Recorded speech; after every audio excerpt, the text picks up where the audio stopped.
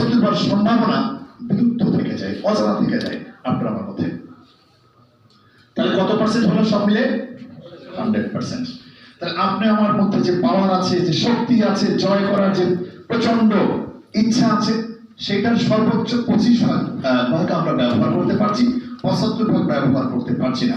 আমরা একটু আরো জানার চেষ্টা করি, গভীরে যদি চলে যাই একটা মানুষের, অনেকের ঘুম ঘুম ভাব হয়েছে খাবারের পরে, স্যার ভাই ঘুম আসতেছে। তো বলছিলাম একটা মানুষের বিভিন্ন অঙ্গ প্রত্যঙ্গ রয়েছে, তো একদম সবচেয়ে ছোট যে বিষয়টা বা টোটাল মানুষের এটাকে বলা হয় কি বডি বা দেহ, কি তাই তো? এর যে আরেকটা অংশ, একটা হাত, একটা পা, এগুলোকে কি বলা হয়? অঙ্গ। অঙ্গের চেয়ে একটু বড় রয়েছে অর্গান, যাকে বলা হয় তন্ত্র, যেমন রক্ত সংবহন তন্ত্র, খাদ্যতন্ত্র, একটা শ্বাসতন্ত্র। তো এভাবে অনেকগুলো তন্ত্র, তন্ত্রের পর হলো অঙ্গ, অঙ্গের পরের অংশ কি? না, কান, চোখ, এটা অঙ্গ, তাই না? অর্গান। এর চেয়ে ছোট অংশ কি? টিস্যু। অনেকগুলো কোষ সম্মিলিত ভাবে একটা টিস্যু হয়, তো যাকে বাংলায় বলা হয় কলা। অনেকগুলো কলা সম্মিলিত ভাবে একটা অঙ্গ তৈরি করে, কি তাই তো? চোখের মধ্যে অনেক ধরনের টিস্যু রয়েছে। তো এই টিস্যুকে ভাঙলে, টিস্যু বাংলা হলো কলা, কলার পরের অংশ কি? ক্ষুদ্র অংশ, কোষ বা সেল, কি তাই নাকি? সেল। খালি চোখে প্রায় দেখা যায় না, বলা যায় মানুষের একটা সেল, খুব ছোট সামান্য একটা অংশ। এই সেল পর্যন্ত আমরা আপাতত গেলাম, কিন্তু এই সেলকে ভাঙলে তারপরে এটুকু হয়তো দেখা যায়, কিন্তু এর ভিতরে আরো কিছু আছে। আমরা একটু মনের সন্ধান করার চেষ্টা করবো, মনটা আসলে কোথায় থাকে একটু দেখার চেষ্টা করছি। তো এরকম একটা মানুষের দেহে যেই পরিমাণ সেল আছে, সুস্থ মানুষের দেহে এই সেলের পরিমাণ হলো 37.2 trillion. 37.2 trillion, million, billion, trillion. তো 37.2 ট্রিলিয়ন সেল রয়েছে একটা মানুষের দেহে, যা দিয়ে একটা মানুষ আমরা মানুষ। এবার এই 37.2 ট্রিলিয়নের একটা সেলকে এই মুহূর্তে কল্পনা করি, কটা সেল? একটা সেল। তো এরকম অসংখ্য সেলের মধ্যে এক ধরনের সেলের নাম হলো ব্রেইন সেল, এক ধরনের সেল। আমি এই মুহূর্তে একটা ব্রেইন সেলকে নিয়ে আসতে চাই। এই ব্রেইন সেলগুলোকে বলা হয় নিউরন। কি বলা হয়? নিউরন। এরকম লম্বা লম্বি থাকে নিউরন গুলো, কি তাই না? নার্ভাস সিস্টেমের সবচেয়ে ছোট অংশ নিউরন বলা হয়। তো এই নিউরনের আকৃতি এরকম, কিন্তু কোষের একটা জিনিস থাকে, আবার একদম মূল জিনিস থাকে, প্রাণ বলা হয়। এই জিনিসটা না থাকলে কোষ জীবিত থাকে না, মারা যায়। এই জিনিসটা কি নাম? নিউক্লিয়াস, ভাইটাল পার্ট একটা সেলের। তার নিউরনের একটা অংশের নাম হলো নিউক্লিয়াস, যে কোনো কোষের। এবার আমরা চলে যাই ওই নিউক্লিয়াসের মধ্যে কি আছে। আবার এগুলো নিউক্লিয়াসটাকে বড় করে নিয়ে আসলাম, কোথা থেকে? মানুষ থেকে শুরু করতে ভিতরে যাচ্ছি, মনের সন্ধান করছি, তাই তো? ওকে। তো এই নিউক্লিয়াসটা হলো, এই টোটাল অংশটা মিলে হলো নিউক্লিয়াস। এই নিউক্লিয়াসের দুটো অংশ, একটা হলো নিউক্লিওপ্লাজম, আরেকটা হলো নিউক্লিওলাস। কালো যে বৃত্তাকার অংশটা, এটার নাম হলো নিউক্লিওলাস। এটা এই নিউক্লিওলাসের মধ্যে আবার একটা অংশের নাম হলো ক্রোমোজোম। এই যে কাঁচির মতো করে এক্স আকৃতির যে জিনিসগুলোকে কি বলা হয়? ক্রোমোজোম বলা হয়।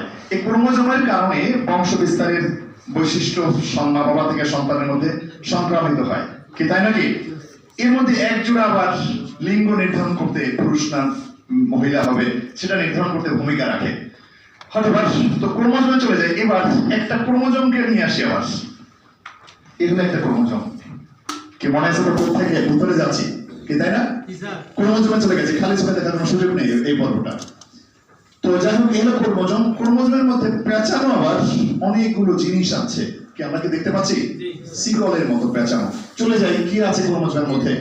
এই পেঁচানো জিনিসগুলোর নাম হলো জিন। কি নাম এটা?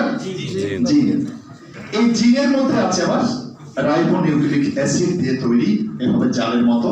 তো জিন, এগুলো অসংখ্য জিন দিয়ে তৈরি এই পেঁচানো ফিতাগুলি। এবার ribonucleic acid, DNA, deoxy nucleic acid বা রাইবোনিউক্লিক অ্যাসিড। তো এবার এই জিন কিন্তু আধুনিক চিকিৎসা বিজ্ঞান এই জিনের ট্রান্সফার করতে সক্ষম হয়েছে। একজনের জিন আরেকজনের মধ্যে গিয়ে লাগিয়ে দেওয়া যায়, হস্তান্তর করা যায় অপারেশনের মাধ্যমে, এবং এর ফলে মানুষের বৈশিষ্ট্য পরিবর্তন হয়ে যায়। একটা মানুষ একরকম আছে, যদি আরেকজনের জিন তার মধ্যে ঢুকানো হয়, সেই মানুষটা পরের দিন থেকে ওই মানুষটার মতো হয়ে যাবে যার জিনে সে ঢুকানো হলো, বা দুটা জিন মিলে। এই কারণে চিকিৎসা বিজ্ঞান এবার আইন করে কি করেছে যে এই জিন ট্রান্সপারেন্ট নিষিদ্ধ, কারণ এর ফলে মানুষের স্বভাব বদলে যায়। একটা ভালো মানুষ ছিল খারাপ হয়ে গেল তার জিন দেওয়ার ফলে, অথবা একটা খারাপ মানুষ ছিল সে চেঞ্জ হয়ে যায়। যেহেতু মানুষের বৈশিষ্ট্য চেঞ্জ হয়ে যায়, সুতরাং এই জিন ট্রান্সপারেন্ট করা যাবে না, আইন করে নিষিদ্ধ করা হয়েছে এটাকে। বাট চিকিৎসা বিজ্ঞান এখানে দিয়েছে যে জিন পরিবর্তন করা যায় একটা মানুষ থেকে একটা মানুষের।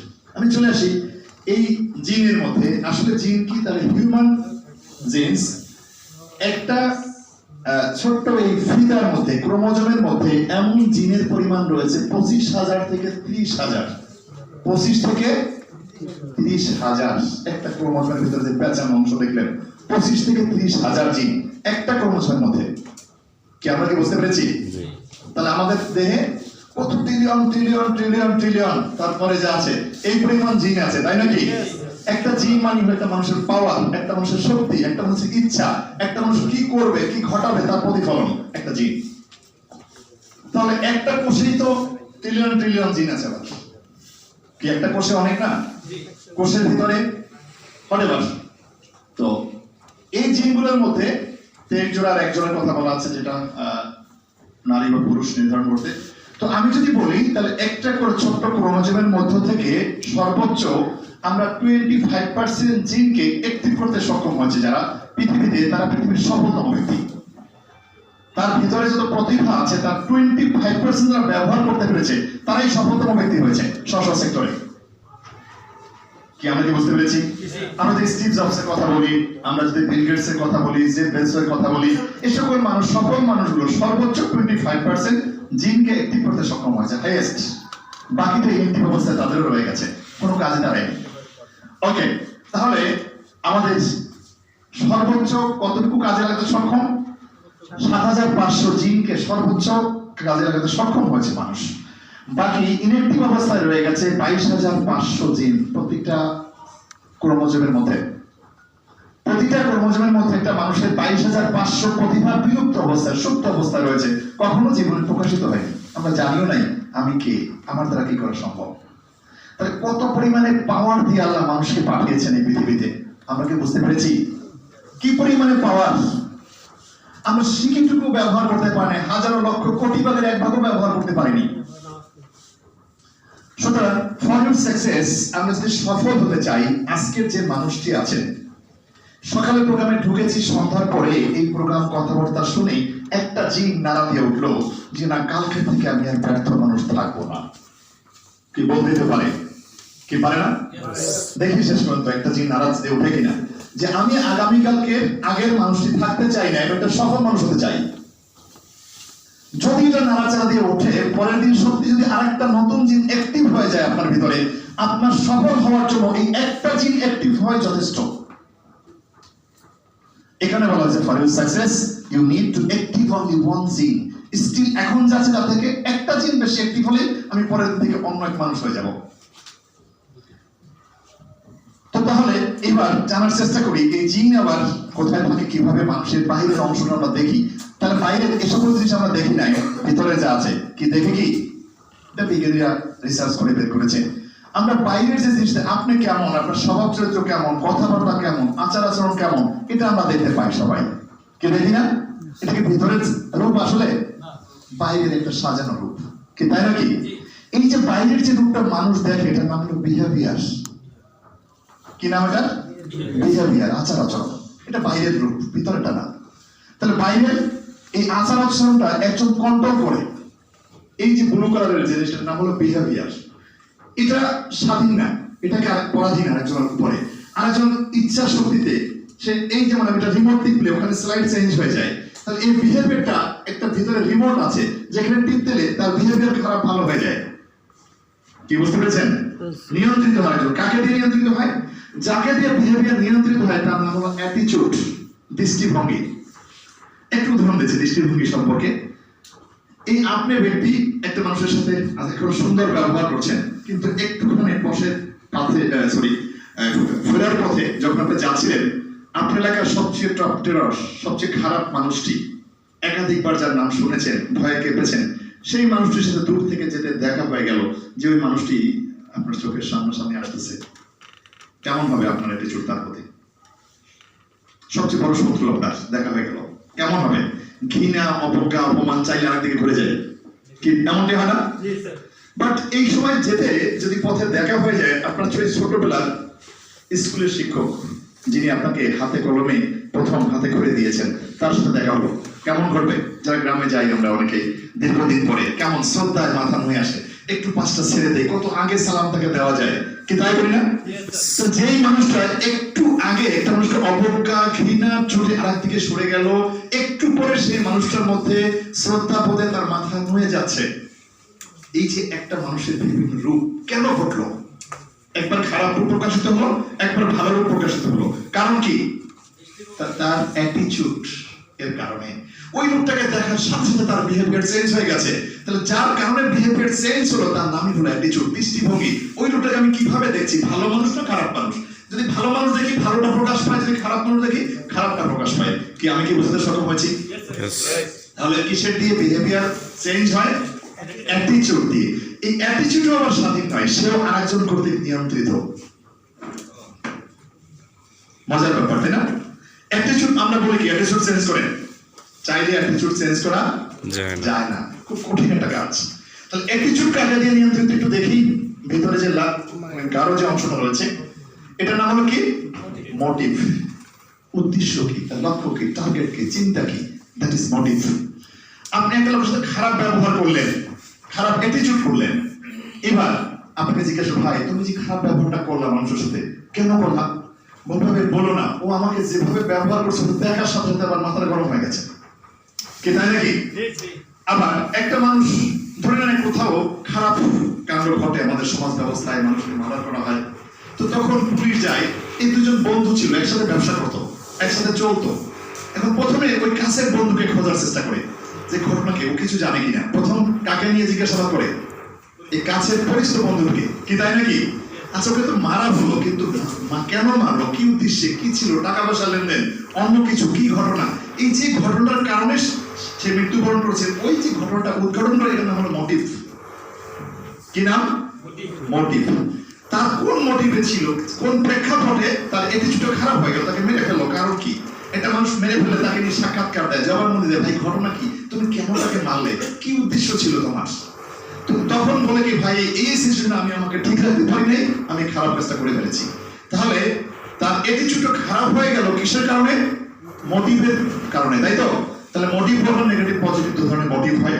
তাহলে আমরা দেখলাম একটা মানুষের মোটিভকে যদি বিহেভিয়ার চেঞ্জ করতে হয়, সর্বাগ্রে তার অ্যাটিটিউড বদলাতে হবে, অ্যাটিটিউডকে বদলাতে হবে, তার মোটিভকে বদলাতে হবে। আর মোটিভ যদি বদলাতে, মোটিভ আবার স্বাধীন নয়, সেও আরেকজন কর্তৃক নিয়ন্ত্রিত। আর যার কর্তৃক নিয়ন্ত্রিত তার নাম হলো মাইন্ড। কি আমরা কি বুঝতে পেরেছি? কি নাম? মাইন্ড।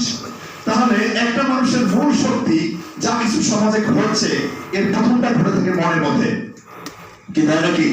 এরপরে মোটিভ রূপান্তরিত হয়, মোটিভটা তার অ্যাটিটিউডে রূপান্তরিত হয়, অ্যাটিটিউডটা তার বিহেভিয়ারে রূপান্তরিত হয়, এবং সে বিভিন্ন ভালো মন্দ কাজগুলো সমাজে করে। তাহলে আমরা যদি কোনো কিছু একটা মানুষকে দিয়ে আশা করি, ভালো কিছু পেতে চাই, তার যে পরিবর্তনটুকু দরকার সেটা কোথায় দরকার? মাইন্ড। তাহলে এই কারণেই বলা হয়েছে যে আমরা যে একটা কাজ করবো, ছাপিয়ে পড়বো আপনিমার নিয়ে, কিন্তু তার আগে মনটা স্থির করা দরকার, আসলে আমি কাজটা করবো কিনা, কেন করবো। কি আমরা কি বুঝতে পেরেছি? তাহলে কি ডিসিশনটা কোথা থেকে আসা দরকার? মাইন্ড থেকে। ওকে, তাহলে মনের সন্ধান আমরা মোটামুটি পেলাম, কি তাই তো? ওকে, এবার যাচ্ছি আমরা নেক্সট ধাপে।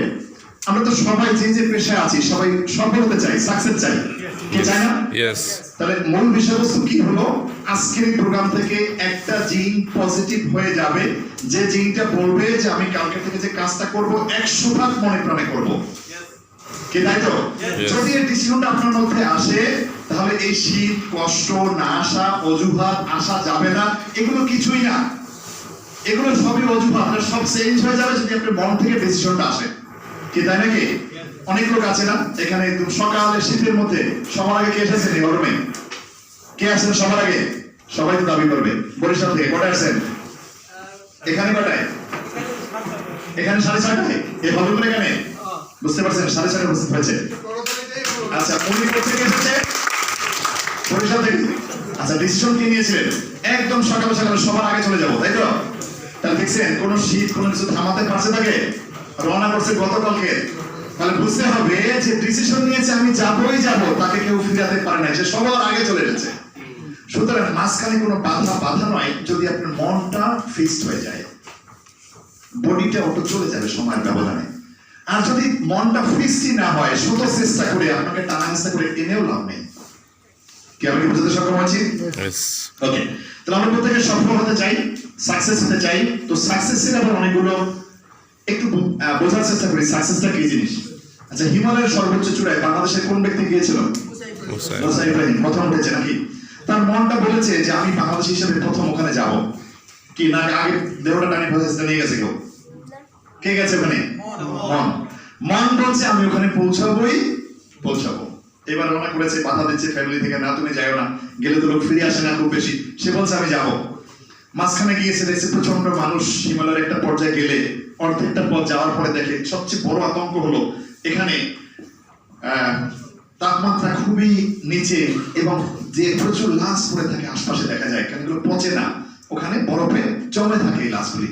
তো ওটা দেখার পরে যে যারা উঠতে পারে না, অনেক মানুষ এখানে মারা গেছে বিভিন্ন দেশের, তাহলে আমিও তো মারা যেতে পারি। অনেকে ওখানে গিয়ে সামনে আর যাওয়ার সাহস পায় না। কিন্তু মুসা ইব্রাহিম যখন দেখলেন, তখন ওনার মন কি বলছে? আমি পারবো। কোথায় যাব? চূড়ায় যাবো। এ বাধা কিছু না, কেউ না পারলে আমি পারবো। তো যখন এভাবে সর্বপ্রথম মনটা আগে পৌঁছে গেছে, দেহটা বিভিন্ন বাধা বিপত্তি উপেক্ষা করে সেখানে পৌঁছে গেছে। এই যে মনটা আগে চলে যাওয়া, বাকিগুলো বাধা উপেক্ষা করে সময়ের ব্যবধানে সেখানে পৌঁছে যাওয়ার নাম হলো সাকসেস। এটা কি বলে? সাকসেস। তাহলে আমাদের প্রত্যেকের মন কি একটা নির্দিষ্ট জায়গায় অপরিমাণকে আমরা নিতে সক্ষম হয়েছি? কি নিতে সক্ষম হয়েছে? যদি সক্ষম হয়, সময়ের ব্যবধান মাত্র, বাধা থাকবে, আপনি উপেক্ষা করে চলে যাবেন সেখানে। হাজারো বাধা থাকবে, কিন্তু আপনাকে কেউ থামাতে পারবে না। কিন্তু আপনার মন যদি সেখানে না যায়, যত টানা হেঁচড়া করি, যত প্রোগ্রামে আনি, যত ট্রেনিং দেওয়া হয়, সিনিয়ররা যত বলুক না কেন, আপনাকে কেউই সফল করতে পারবে না। ওকে, মুসা ইব্রাহিম পৌঁছে যায়। এই মুসা ইব্রাহিমকে দেখে আবার আরেকজন প্রথম মহিলা বাংলাদেশী, কি নাম? নিশাত মজুমদার প্রথম চিন্তা করে যে মুসা ইব্রাহিম পেরেছে, মহিলা হিসাবে আমি প্রথম নামটা লেখাবো, আমি পৌঁছাবো ওখানে। কি আগে কি দেহটা চলে গেছে? ফিজিক্যাল চলে গেছে? কি চলে গেছে? মন বলছে আমি যাবোই, আমি কিছু মানি না এসব। তার ফ্যামিলি থেকে বাধা দেওয়া হয় যে না তুমি পারবে না, মহিলা মানুষ, এটা সম্ভব না, মহিলারা তো বাংলাদেশে কেউ পারে না, তোমার পক্ষে সম্ভব না। তো সে বলছে সব কিছু শুনি না, আমি এখানে পৌঁছে যাব। কি হাজারো বাধা ছিল না তার? কি তার বাধা ছিল কিনা? মনে হয় বাধা ছিল না, কিন্তু প্লেন রওনা করছে আর বিমানে পৌঁছে গেছে। কি এরকম কি বাধা ছিল? ছিল। কিন্তু সে কি থেমেছে? না। সে কি বলছে? আমি পৌঁছাবই। পৌঁছে গেছে নাকি? এবার আরো এক ঘটনা হলো, এর চেয়েও আরো কঠিন ঘটনা। এর নাম হলো অরুণিমা সিনহা। কি নামটা ইউটিউবে অনেকে মনে জানেন কি? ইন্ডিয়ার এই অরুণিমা সিনহার জন্ম থেকে তার নেয়া ছিল যে হিমালয়ের চূড়ায় পৌঁছাবে, কিন্তু একটা অ্যাক্সিডেন্টে একটা পা ভেঙে যায়, পঙ্গু হয়ে যায়, পাটা কেটে ফেলা হয়। এবার কিন্তু তার ইচ্ছা ছিল সে হিমালয়ের সর্বোচ্চ চূড়ায় পৌঁছাবে। এখন বলছে আমার পা গেছে, আমি তো বেঁচে আছি, আমার মন তো ঠিকই আছে, মানে পাটা নাই, তাতে কি হয়েছে, পাটা আমি পৌঁছাবো। বিস্ময়কর ঘটনা কি তাই নাকি? সত্যি এই অরুণিমা সিনহা সেই হিমালয়ের সর্বোচ্চ শিখরে পৌঁছাতে সক্ষম হয়েছে, একটা পা নাই। তাহলে মানুষ যদি চায়, দেহ বাধা বিপত্তি যা কিছু দেখে এগুলো কিছুই না। যদি আপনি চান আমি ওখানে পৌঁছাবো, তাহলে সেখানে বাধা কোনো ম্যাটার নয়। কি আমি কি বুঝতে সক্ষম হচ্ছি? তাহলে একটা মানুষের যে ফিজিক্যাল পাওয়ার, এই পাওয়ারের মূল হচ্ছে কি? মন। আর মনের এই পাওয়ার স্রষ্টা প্রদত্ত, কি তাই নাকি? আল্লাহ পাওয়ারটা মানুষের মধ্যে দেন যদি আপনি চান। এই কারণেই বলা হয়েছে আপনি যদি চান, চাওয়া কার কাছে? প্রথমে নিজে চাওয়া, স্রষ্টার কাছে সে শক্তি চাওয়া, তাহলে আপনার এই চাওয়াটা পাওয়ায় মানে পরিপূর্ণতা লাভ করবে। ওকে, সেও এভাবে করে পৌঁছে যায়। আমি হিস্ট্রি বলছি না, সময়ের ব্যবধানে। দেন হলো ড্রিম। তাহলে আমরা যা বুঝতে পারছি, স্বপ্ন সাকসেস হতে হলে প্রথমে ড্রিম থাকতে হয়, স্বপ্ন থাকতে হয়। ওই যে হিমালয়ের চূড়ায় আমি পৌঁছেছি, এটা হলো ড্রিম। কি তাই নাকি? এটাকে কি বলে? ড্রিম, স্বপ্ন। আমরা এই স্বপ্নটা ঠিক মতো দেখতে পারলে বাস্তবায়ন করাটা সহজ হয়ে যায়। কি আমরা কি স্বপ্নটা দেখতে পেরেছি সবাই? অধিকাংশ লোক এই স্বপ্নটাই ঠিক মতো আমরা দেখতে পারি না। তো যাই হোক, খুব বেশি বলতে পারছি না। একটা স্বপ্নটা এমন হওয়া চাই, জাস্ট একটা ঘর, আপনারা দেখছেন একটা ঘর, কি তাই নাকি? একটু আপনি যদি আজকে বাসায় গিয়ে রাতে একটু সুন্দর করে বারান্দায় বসে একটু খেয়াল করতে পারেন যে আমি যেটা ঘর করবো সেই ঘরটা হবে এমন, দক্ষিণ দিকে জানালা, সামনে হাসনেহার গাছ, রাতের সুন্দর ঘ্রাণ আসতেছে, তারপরে জ্যোৎস্নার আলো জ্বলতেছে, ঝুঝু পোকার ডাক পাশ থেকে শোনা যায়। সত্যি সত্যি চোখের কল্পনায় যদি আপনি এখানে দেখতে পারেন আপনার রংটা কেমন, যেই রুমে বসে আছেন, যে চেয়ারটা হাতল চেয়ার না খালি চেয়ার, কল্পনায় যদি সত্যি সত্যি দেখতে পান, তাহলে আপনার এটা অ্যাচিভমেন্ট করা সামান্য সময়ের ব্যবধান মাত্র। কি বলেন ঠিক? আপনি বসেছেন কোথায়? বারান্দায়। দেখছেন কি? আপনার ফ্ল্যাটের ডুপ্লেক্সের দোতলায় বসে আছেন, হাসপাতালের গান পাচ্ছেন, জ্যোৎস্নার আলো দেখতে পাচ্ছেন, তারপরে ঝিঝি পোকার শব্দ শুনতে পাচ্ছেন কানে। যদি শুনতে পান তাহলে আপনার এই ড্রিম বাস্তবায়ন হবে ইনশাআল্লাহ।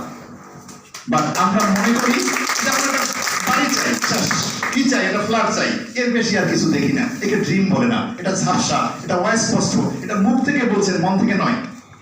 মন থেকে যেটা দেখেন ওটার নাম হলো ড্রিম। ক্লিয়ার? ওকে। তবে এই ড্রিমের জন্য ড্রিমের অনেক ব্যাখ্যা আছে, আমি সেদিকে যাচ্ছি না, শুধু হেডলাইন গুলো জানছি। ড্রিমের পরের অপশনটাই হলো প্ল্যান। একটা ড্রিম, আমি চাই কি ডুপ্লেক্স, আমি চাই 10 তলা বিল্ডিং, আমি চাই 1 তলা টিন শেড। এই আপনি যা চান এটার নাম হলো ড্রিম। এখন ড্রিমটা কিভাবে বাস্তবায়ন হবে? আসলে কি 1 তলা, 2 তলা, 3 তলা না ডুপ্লেক্স, তার উপর একটা প্ল্যান তৈরি করতে হয়। কি প্ল্যান তৈরি করতে হয় না? এখন প্ল্যান যদি দেখেন টিন শেড, সেখানে কখনো ডুপ্লেক্স হবে? না। প্ল্যান যদি দেখেন 1 তলা, সেটা কখনো 10 তলা হবে? না, কখনো হবে না। তাহলে আপনার ড্রিমটা যা দেখবেন সেই অনুপাতে একটা প্ল্যানিং তৈরি করবেন। কি তাই নাকি? একটা বিল্ডিং প্রথমে জমিটাই দেখে বলছে 10 তলা হবে, এখন সেটা বলেন আমি 10 তলা করব না, কোনদিন 10 তলা হবে ওখানে? কখনো 10 তলা হওয়ার সম্ভাবনা নেই। তাহলে আপনি প্ল্যানিংটা তৈরি করে ফেলেন যে আমি কি চাই, কিভাবে চাই। প্ল্যান তৈরি করে ফেললাম। প্ল্যানের পরের অংশটা হলো নলেজ। যেই জিনিসটা আপনি বাস্তবায়ন করবেন তার উপরে আপনার প্রচুর জ্ঞান থাকতে হবে। কি থাকতে হবে? জ্ঞান। শিখতে হবে, জানতে হবে। যা আপনি প্ল্যান করতে চান তার জ্ঞান না থাকলে আপনি ভালো প্ল্যান করতে পারবেন না। নলেজ লাগবে। তাহলে নলেজের আবার কি কি উপরে নলেজ? আমাদের যেখানে কাজ করি আমরা, নলেজ থাকতে হবে about company, about product, about service বা বিজনেস অপরচুনিটি। এই বিষয়গুলো স্পষ্ট করে জানতে হবে। আমরা অনেকেই স্বপ্ন দেখি গাড়ি পাবো, অনেকেই স্বপ্ন দেখি জোনাল এন্টারপ্রেনিয়ার পাবো, কিন্তু আমরা জানি না কোম্পানি সম্পর্কে, জানি না সার্ভিস সম্পর্কে, জানি না ম্যানেজমেন্ট কি করবো তাও জানি না। আমি শুধু শুধু যদি বলি আমি জনপ্রধান হবো, গাড়ি পাবো, এই গাড়ি কখনো পাওয়া যাবে না, কারণ আপনার প্ল্যানিং নেই, নলেজ নেই। তাহলে প্ল্যানিং এবং নলেজ ড্রিমের পরে এটা গুরুত্বপূর্ণ দুটো পার্ট। যদি আপনার নলেজ এবং প্ল্যান না থাকে কোনো ড্রিম জীবনে ফুলফিল হবে না। কি আমি কি বুঝতে পেরেছি? ড্রিম কখনো সাকসেস হবে না যদি আপনার প্ল্যানিং এবং নলেজ না থাকে। তাহলে প্ল্যানিং এবং নলেজ আপনার গুরুত্বপূর্ণ পার্ট। এবার এই দুটা জিনিস থাকার পরেও, তিনটা জিনিস থাকার পরেও 4 নম্বর জিনিসটার নাম হলো ফোকাস। কি নাম? ফোকাস। ফোকাসটা আমরা অনেকে ক্লিয়ার না। ফোকাস হলো দৃঢ় নিবদ্ধ, আমার যত বাধা বিপত্তি যা আসবে কোথাও দৃষ্টি দিব না, এক নাগারে ওখানেই তাকাবো, ওই দিকেই আমি যাবো। কি নাম হলো আদের ভাই? বলবো না, ঘুমাচ্ছেন তো। বলছিলাম এই ফোকাসটা একটা জায়গায় থাকা চাই। ফোকাস সংক্ষেপে আমি বলছি, সূর্যের প্রচন্ড আলো সারাদিন যদি 1 ঘন্টা দাঁড়িয়ে থাকেন আপনার চামড়া সব পুড়ে যাবে। কি পুড়ে যাবে? এই শীতের দিনে দুপুরে 12টায় যায় দাঁড়িয়ে থাকেন 1 ঘন্টা, পুড়ে যাবে সব। কেন? আপনার শরীরে প্রচুর রোদ্র পড়ছে সূর্যের, কখনো পড়বে? এবার একটা ম্যাগনিফাইং গ্লাস ধরেন, একটা কাগজ বা তুলার উপরে 10 মিনিট একভাবে আপনার শরীরে যতক্ষণ রোদ্র পড়ছে তার চেয়ে কম জায়গাটা এতটুকু, কি তাই নাকি? এটাকে ধরে বসেন 10 মিনিট, নিচে একটা তুলা রেখে, কাপড় রেখে, কি হবে? 10 মিনিট একভাবে ধরে থাকবেন, কি হবে? আগুন ধরে যাবে। বিশ্বাস করেন? কারণ ওই সূর্যের আলোটা আমাদের এখন কি ছড়িয়ে যাচ্ছে, বাট ওখানে একটা বিন্দুতে নিবদ্ধ হচ্ছে। এই যে একটা বিন্দুতে নিবদ্ধ হলে আগুন ধরে যায়। সাধারণ এতটুকু জায়গার আলোটা একটা বিন্দুতে পড়লে আগুন ধরে যায়। আপনার আমার ভিতরে যে পাওয়ার আছে, একটা বিন্দুতে ক্লিক করে সেটা সফলতায় পৌঁছাবে। আমরা ম্যাক্সিমাম ফোকাস করতে জানি না। এই মুহূর্তে তাকিয়ে আছে, এক একজন এক এক দিক, কেউ ব্যানার দেখছেন, কেউ ছবিটা। আমি বলবো একটা বিন্দুতে আপনার দৃষ্টিটা এই মুহূর্তে একটু প্লিজ এই সি এর এই মাথাটা নিয়ে আসতে পারেন কেউ? আর কিছু দেখবেন না, শুধু এটা দেখবেন। কি চোখে এই এসও চোখে পড়ে না, এফও চোখে পড়ে না, বাট তাকালে যদি আপনি ফোকাস শটটা দেখতে পান, এটা ফোকাস নয়। এটা ফোকাস নয়। ফোকাস হলো সেটা যদি সি এর এই একটা বিন্দু ছাড়া আপনার চোখে আর কিছু না পড়ে, দ্যাট ইজ ফোকাস। কি আপনি বুঝতে পেরেছেন জি। ফোকাস কাকে বলে? আরো যদি বলি স্পেসিফিক ভাবে সব বাদ দিয়ে আপনি চলে যান একদম এই ম্যাগনিফাইং গ্লাসের এই দাগটার দিকে। দাগটাকে দেখতে পাচ্ছেন সবাই? জি এই দাগটা দেখা যায়? জি চোখে গ্লাস দেখলেন না, ফোকাস লেখা হতে কিছু দেখলেন না, শুধু ওই দাগটা যদি দেখতে পান দ্যাট ইজ ফোকাস। আপনি আশপাশে যা থাকবে কিছুই দেখবো না, দেখবো আমি যেটা চাই সেটা। কি মেসেজ ক্লিয়ার? ইয়েস আমরা 90% মানুষ আমাদের ফোকাস ঠিক রাখতে পারি না। একটা কাজ শুরু করি, দুদিন পর বলছি থাক আরেকটা করি, 3 দিন পর বলছি এটা বাদ দেই আরেকটা করি। তাহলে কি করতে হবে? সফলতা আপনার ভিতরে কোথায়? আপনার ভিতরে। যদি আপনি ফোকাস করতে পারেন সেটা জ্বলে উঠবেই। সূর্যের আলো একই, সর্বত্র বিরাজমান, বাট ফোকাস করলে আগুন ধরে যায়। সবশেষে কি কি হলো তাহলে? সাকসেস হলো, ড্রিম হলো, 2 নম্বরে প্ল্যানিং হলো, 3 নম্বরে নলেজ হলো, 4 নম্বরে ফোকাস ফোকাস করলাম। এইবার সবকিছু পুরোটাই আমি বাসায় গিয়ে শুধু ঘুমালাম ঘুমালাম আর ঘুমালাম।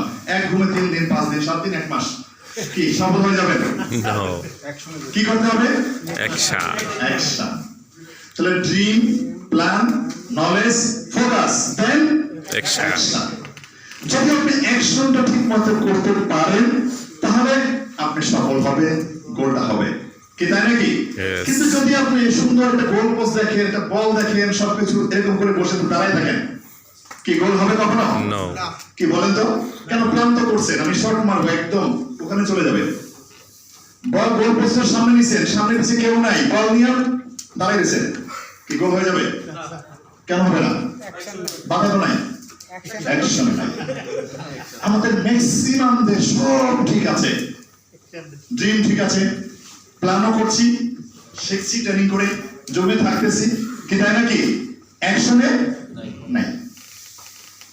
এই একটা জায়গায় যদি আপনি জিরো থাকেন, মনে রাখবেন কখনো কখনো আপনার স্বপ্ন পূরণ হবে না, জীবনেও না।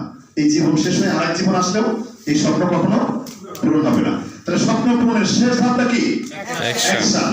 তাহলে আমাদের বৃহৎ অংশের সমস্যাটা কোথায়? অ্যাকশনে নাই। 100 কাস্টমার তৈরি করতে সর্বোচ্চ 3 to 5 days এনাফ টাইম। 3 থেকে 5 দিন যথেষ্ট সময়। একজনও খুঁজে পাবো না যে 100 গ্রাহক করেছেন। আছেন? হাত দেখাতে পারেন? আমি 100 গ্রাহক করেছি একা। 100 গ্রাহক করেছি একা, দেখাতে পারবেন একজনও? নাই, কারণ we are not in action.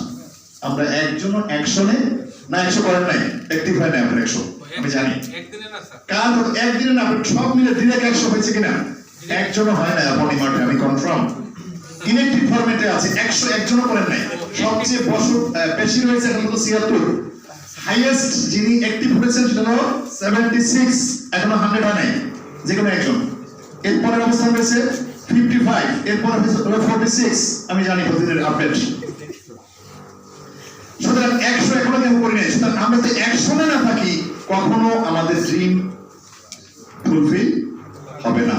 তাহলে সবচেয়ে বেশি গুরুত্বপূর্ণ কি এটার মধ্যে? অ্যাকশন। আমরা কালকে থেকে আর অ্যাকশনে থাকবো না সবাই, তাই তো? কি অ্যাকশনে থাকবো?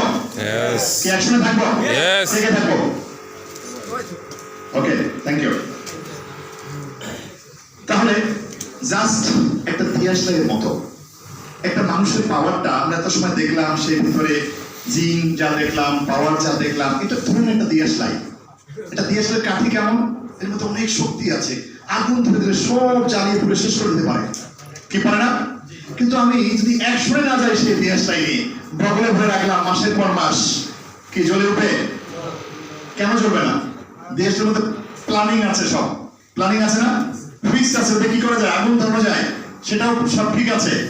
যতক্ষণ পর্যন্ত দিয়াশলাইকে খোঁচা না দিবেন, অ্যাকশনে না হবেন, এই দিয়াশলাইয়ের পাওয়ার আপনি বছরের পর বছর বগলের নিচে রেখে দেন, কম্বলের নিচে রেখে দেন, কোটের পকেটে রাখেন, কোনোদিনকে দিয়াশলাই জ্বলবে? দিয়াশলাইয়ের জন্ম কি জন্য হয়েছিল? দিয়াশলাই জানবে কোনোদিন? কি না হলে জানবে না? যদি একটা স্টিক ঘষা দেওয়া না হয়, দ্যাট ইজ অ্যাকশন। আমি এটাই বোঝাতে চাচ্ছি। দিয়াশলাইয়ের জন্মটা বৃথা, যদি সে ঘর্ষণ দিয়ে জ্বালাতেই না পারলাম তাহলে দিয়াশলাইয়ের জন্ম নেওয়ার কোনো অর্থ নাই।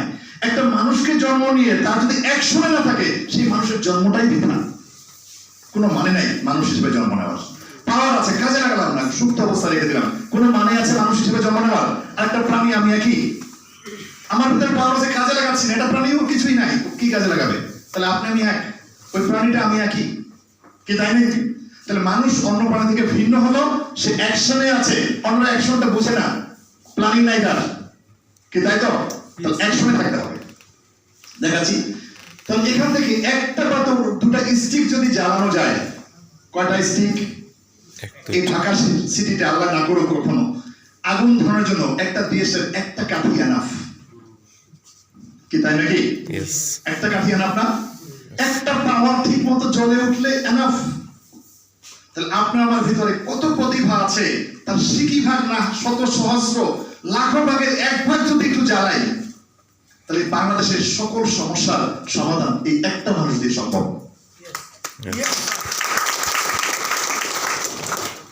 সুতরাং আপনার আমার জীবনে যত ব্যর্থতা রয়েছে, যত অসহায়ত্ব রয়েছে, যত দুর্নীতি রয়েছে আমাদের সমাজ ব্যবস্থায়, যত বেকারত্ব আছে, এর সব কিছু সমাধান সম্ভব যদি একটা মানুষ জ্বলে ওঠে।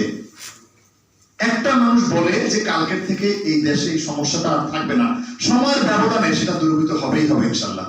কি হবে না? একটা প্রোগ্রামে সারা বাংলাদেশকে ডিজিটাল করার জন্য এতগুলো মানুষ দরকার নাই। এই প্রোগ্রাম থেকে একজন মানুষ যদি উঠে বলে যে আমি এটা করবোই করবো, আল্লাহ যদি আমাকে সাহায্য করে, তাহলে আমার বিশ্বাস একজন মানুষই এনাফ এই ডিজিটাল বাংলাদেশ করার জন্য। সুতরাং there is a great power in you, আপনার মধ্যে রয়েছে প্রচন্ড শক্তি, প্রচন্ড পাওয়ার, স্রষ্টা প্রদত্ত, জাস্ট নিড টু স্প্রেড, শুধু একটু ছড়িয়ে দেওয়া দরকার, একটু জ্বালিয়ে দেওয়া দরকার, একটু বিকশিত করা দরকার। আছে সবই, আল্লাহ সব দিয়ে দিয়েছে আমাদের ভিতরে। সুতরাং আসুন আমরা সবাই ফর ইউর সাকসেস, আপনার আমার সফলতার জন্য you need to active only one gene. কটা জিন অ্যাক্টিভ দরকার? একটা। ট্রিলিয়ন জিনের মধ্যে থেকে একটা জিন শুধু যদি বলে আমি কালকের দিন থেকে আর ব্যর্থ মানুষ থাকবো না, আমি সফল হব, এই দেশকে পরিবর্তন করব, একটা মানুষের একটা জিন যদি নাড়া দিয়ে ওঠে, তাহলেই টোটাল অন্ধকার দূরীভূত হয়ে সুন্দর একটা আলোকময় বাংলাদেশ গড়ে তোলা সম্ভব। আমি আশা করব আমাদের এই প্রোগ্রামের মধ্য দিয়ে একটা মানুষের হলে অন্তত একটা দুটা জিন নাড়াচাড়া দিয়ে উঠুক এবং বলুক আমি ব্যর্থ থাকবো না। এর আগের সময় পর্যন্ত আজকের এই জায়গায় যার জিনটা অ্যাক্টিভ হলেন, এই জিনটা এই মুডে থাকে, আমরা দেখতে পাচ্ছি। কোন মুডে থাকে জিনটা? এই মুডে, ইনঅ্যাক্টিভ ফরম্যাটে থাকে। বাট এটা যদি অ্যাক্টিভ ফরম্যাটে হয়, এটা স্ফুলিঙ্গ এর মতো, স্ফুরণ ঘোরানোর মতো বিকশিত হতে থাকে শুধু। কারণ তার সাথে যে আসে সেও পজিটিভ হয়ে যায়, তার সাথে যে আসে সেও পজিটিভ হয়ে যায়। কি বুঝতে পেরেছেন? আর যিনি নেগেটিভ, তার সাথে যাকে নেয় সবাইকে নেগেটিভ করে ফেলে। সুতরাং আমার মনে হয় একটা জিন শুধু অ্যাক্টিভ হলে অনেক কিছু করতে পারে। সুতরাং আপনার আমার ভিতরে যে প্রচন্ড পাওয়ার আল্লাহ প্রদত্ত, যে শক্তি দিয়েছে এই বিশ্বকে জয় করার মতো, আপনার আমার মধ্যে সব আছে এটা জয় করার। কি সব আছে না? আল্লাহ মানুষকে শ্রেষ্ঠত্ব দান করেছে, কি তাই নাকি? পৃথিবীর বুকে সবচেয়ে বেশি পাওয়ার দিয়ে কাকে তৈরি করেছে আল্লাহ? মানুষকে। আপনার আমার ভিতরে আছে সব। কি অস্বীকার করেন? না। কি আছে না? এই দুনিয়াকে জয় করার মতো যা যা দরকার আল্লাহ সবটুকু আপনার মধ্যে দিয়েছে। আমরা কি বিলিভ করি? কি বিলিভ করি সবাই? সবটুকু দিয়েছে, জাস্ট আমি চাচ্ছি কিনা। সুতরাং তাহলে কি গেল? The mind is everything, what you think you become. আপনার মন সবকিছু, যদি আপনি চান মন থেকে, তাহলে সবকিছু করা সম্ভব। অবশ্যই আল্লাহর সহযোগিতা সেখানে লাগবে, আল্লাহর সাহায্য লাগবে। আমার আল্লাহ ততক্ষণ মতো সাহায্য করবে না যতক্ষণ মতো আপনি তার কাছে না চাইবেন। কি আমাদের চাইতে হবে? তাহলে কাজ করতে হবে, স্রষ্টার কাছে চাইতে হবে। সুতরাং আমরা ডিজিটাল হলে এগিয়ে যায় বাংলাদেশ। আজকের এই 2021 সালের দ্বিতীয় দিন, জানুয়ারি 2 তারিখে আমরা ডিসিশন নিচ্ছি 2021 সালের 16 ডিসেম্বরে এমন একটা বাংলাদেশ হবে যেই বাংলাদেশটা ক্ষুধা দারিদ্র্য মুক্ত বাংলাদেশ, এবং যেখানে আমাদের দুর্নীতি থাকবে না, যেখানে বেকারত্ব থাকবে না, তার শপথ নিব 2021 সালের 16 ডিসেম্বর। কি শপথ নিব আমরা? তো তার প্রাক প্রস্তুতি আমাদের কেমন হবে সেটা নিয়ে মূলত আজকের এই দিক নির্দেশনার কার্যক্রম। তো সবশেষে আমার প্রোগ্রাম শেষ করছি সেই সুন্দর দিনের প্রত্যাশায়, যেখানে আলো ছড়িয়ে যাবে প্রতিটা মানুষের জীবনে।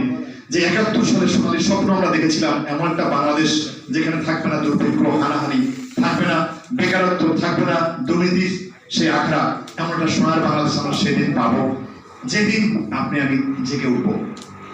কি আমরা জেগে উঠবো না ঘুমাবো? কি জেগে উঠবো? এই প্রত্যাশা রেখে শেষ করছি। ধন্যবাদ সবাইকে।